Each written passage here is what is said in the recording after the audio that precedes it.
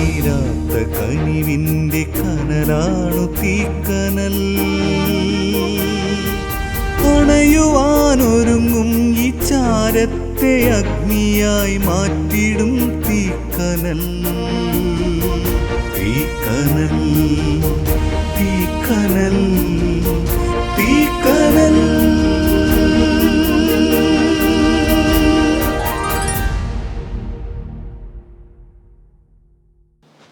ദൈവത്തിൻ്റെ അതിപരിശുദ്ധ നാമം വാഴ്ത്തപ്പെടുമാറാകട്ടെ.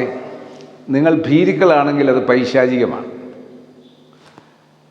ആ പൈശാചിക ശക്തി നമ്മുടെ വിശ്വാസം കുറയുമ്പം വരുന്നതാണ്. വിശുദ്ധ മത്തായി സുവിശേഷം 8-ാം അധ്യായത്തിൻ്റെ 26-ാം വാക്യത്തിൽ അല്പവിശ്വാസികളെ നിങ്ങൾ ഭീരുക്കളാകുമെന്നത് എന്ത്? കപ്പലെ കയറി പോകും, ബോട്ടെ കയറി പോകുമ്പോൾ കാറ്റടിച്ചപ്പോഴത്തേന് ശിഷ്യന്മാർ കണ്ടതെല്ലാം മറന്നു. യേശു കൂടെ ഉണ്ടെന്നങ്ങ് പറഞ്ഞു. യേശു നിൻ്റെ കൂടെ ഉണ്ടെന്ന് നീ ഓർക്കണം. യേശു നിൻ്റെ കൂടെ ഉണ്ടെന്ന് നീ ഓർക്കാതിരുന്നാൽ നീ മറക്കും, നീ വെള്ളത്തിൽ പോവുകയും ചെയ്യും. അതാണ് നിനക്ക് സംഭവിക്കുന്നത്. അപ്പോൾ ഈ പൈശാചികം എന്ന് പറഞ്ഞാൽ പിശാച് കൊടുത്തിരുന്നതാണ് ഭീരുത്വം. നിങ്ങൾ ഭീരുക്കളാകുന്നത് പിശാചാണ്. അയ്യോ എനിക്കത് വയ്യ, എന്നെ കൊണ്ടത് ചെയ്യാൻ വയ്യ, ഞാനത് ചെയ്താലൊരു ദോഷം. നീ നന്മ ചെയ്താൽ നിനക്ക് ഒരു ദോഷവും നിനക്ക് സംഭവിക്കുകയില്ല. നീ ചെയ്യുന്നതൊരു നന്മയാണെങ്കിൽ, ഒരു സമൂഹത്തിന് നന്മയാണെങ്കിൽ, ഒരാൾക്കൊരു നന്മയാണെങ്കിൽ ഒരു ദോഷവും നിനക്ക് ചെയ്യാൻ ഒക്കില്ല. ആർക്കും നിനക്കെതിരായി ചെയ്യാൻ ഒക്കില്ല. പക്ഷേ ആ ലിറ്റിൽ ഫെയ്ത്ത് കൊണ്ടിരിക്കരുത്. You have seen the miracles. Yeshu പറയാണ്, ഞാൻ ചെയ്ത എല്ലാ അത്ഭുതങ്ങളും നിങ്ങൾ കാണണം. Weak faith, doubting faith or average faith, it is going to take great faith.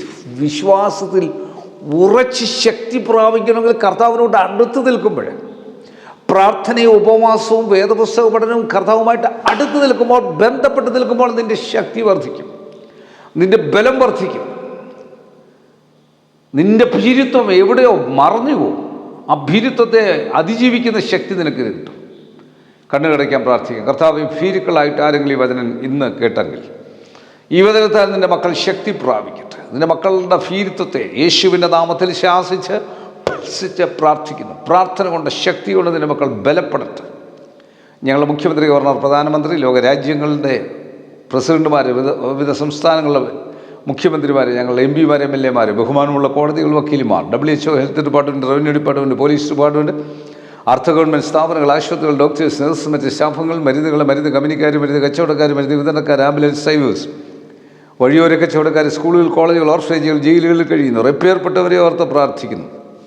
ബെഡ്റിനായിട്ടുള്ളവർ, ഏകാന്തതയിലായിരിക്കുന്നവർ, വിശ്രമജീവിതം നയിക്കുന്നവർ, അധ്യാപകർ, അനധ്യാപകർ, പ്രഥമാധ്യാപകർ, വിവിധ ചാനലുകളിൽ ജോലി ചെയ്യുന്നവർ, ലോകമെമ്പാടും സുവിശേഷം പ്രഘോഷിക്കുന്നവർ, കർത്താവിൻ്റെ വേലയിൽ ധൃതിയായി ശുശ്രൂഷ ചെയ്യുന്ന എല്ലാ പ്രിയപ്പെട്ടവരെ ഓർത്ത് പ്രാർത്ഥിക്കുന്നു. വിവിധ ചാനലുകളിൽ ജോലി ചെയ്യുന്നവർ, ഫോട്ടോഗ്രാഫേഴ്സ്, എപ്പേർപ്പെട്ടവർക്ക് ദൈവത്തിൻ്റെ കരുണ, ദൈവത്തിൻ്റെ കൃപ എപ്പോഴും വ്യാപരിച്ചു കൊള്ളണമേ. സകല ഭീരുത്വവും യേശുവിൻ്റെ നാമത്തിൽ ശാസിച്ച് ഫൽസിച്ച് ശക്തിയോടെ പ്രാർത്ഥിച്ച് നിൻ്റെ മക്കളുടെ മനസ്സിൽ നിന്ന് മാറ്റുന്നു. യേശുവെ നന്ദി, യേശുവെ സ്തോത്രം, യേശു ആരാധന, യേശു മഹത്വം, യേശു മൂലം തന്നെ.